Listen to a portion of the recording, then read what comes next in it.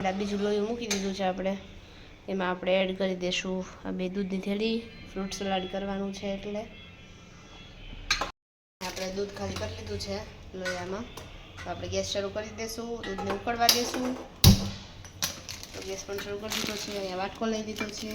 એમાં આપણે એડ કરી દઈએ કસ્ટર્ડ પાવડર.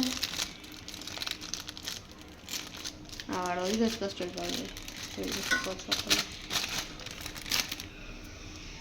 આની અંદર આપણે થોડુંક દૂધ એડ કરીને મિક્સ કરી દઈશું અને પછી એની અંદર આપણે આ લોયામાં એડ કરી દઈશું આ બધું. તો અહીં આપણે દૂધની અંદર એડ કરી દઈએ ખાંડ.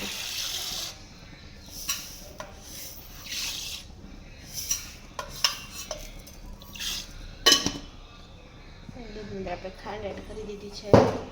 આપણે આને સરખી રીતે મિક્સ કરી દઈશું. આપણું દૂધ ગરમ થઈ ગયું છે, ઉકળી ગયું છે. આપણે એની અંદર કસ્ટર્ડ પાવડર એડ કરી દઈશું.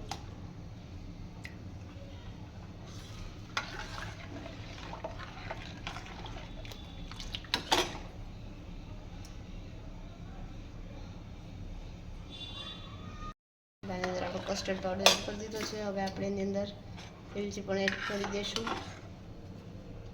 ખાંડીને રાખી દીધી છે એલચી. ઠંડુ થઈ ગયું છે, નોર્મલ ટેમ્પરેચર થઈ ગયું છે આનું. આપણે આની અંદર એલચી ખાંડ તો એડ થઈ ગયું છે, કસ્ટર્ડ પાવડર એડ થઈ ગયો છે. હવે આપણે આની અંદર કાજુ જો આપણે કાઢીને રાખ્યા છે, કાજુ ને કિસમિસ બે એડ કરી દઈશું. અત્યારે દ્રાક્ષ નહીં નાખીએ, એની બદલે આપણે કિસમિસ નાખી દઈશું અને કાજુ નાખી દઈશું. ફ્રૂટ 2 હતા એ સુધારી લીધા છે, બીજા મગાવ્યા છે, પછી નાખી દઈશું. અત્યારે આપણે કાજુના કટકા કરી લીધા છે. આની અંદર કાજુ એડ કરી દઈએ અને આની અંદર આપણે કિસમિસ પણ આપણે એડ કરી દઈશું. થોડીક ફૂલી જશે પછી હમણાં બધું ફ્રૂટ સુધારીને કાલે આપણે આની અંદર મિક્સ કરી દઈશું.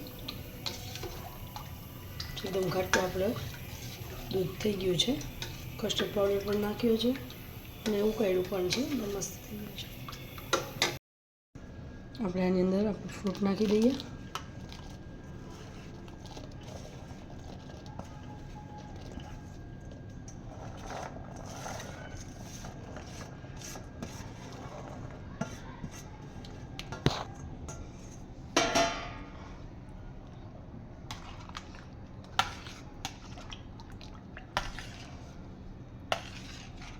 જોઈ શકો છો ફ્રૂટ સલાડ રેડી થઈ ગયું છે. એ પણ લાલ ન થઈ જાય એટલે આપણે નાખી દીધું. બીજું ફ્રૂટ આવશે એટલે આપણે આમાં એડ કરી દઈશું.